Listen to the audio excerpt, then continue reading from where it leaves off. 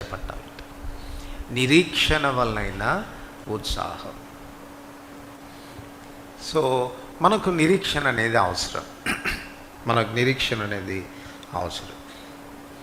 ఏ విషయంలో మనకు నిరీక్షణ?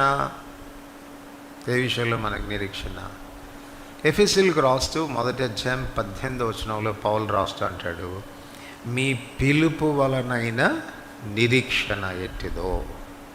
మీ పిలుపు వలనైన నిరీక్షణ ఎట్టిదో. దేవుడు మనల్ని పిలిచాడు. పిలిచినప్పుడు ఊరికే పిలవలేదు, మనకు నిరీక్షణ ఉంది.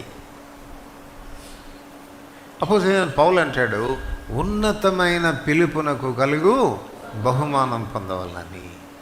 నాకున్న నిరీక్షణ ఏంటి? ఏం పౌలు ఇంత పరిగెడుతున్నావు, ఎంత ఆత్రపడుతున్నావు, ఆ పరుగులో ఎన్ని కష్టాలు వచ్చినా ఆగిపోవడం లేదు, ముందుకే సాగుతున్నావు ఏంటి అని అంటే, నాకు నిరీక్షణ ఉంది, ఉన్నతమైన పిలుపునకు కలుగు బహుమానం పొందాలి, గురి వద్దకే నేను పరిగెడతాను. సో మన నిరీక్షణ మనకేం కలిగి చేస్తుంది? పురుకొల్పునిస్తుంది, ప్రోత్సాహాన్ని ఇస్తుంది. కృంగిపోయేటట్టుగా చేయదు అది. మన నిరీక్షణ మనల్ని పురుకొల్పులోనికి నడిపిస్తుంది. ఆ ఉత్సాహం అనేది మనలో కనపడాలి.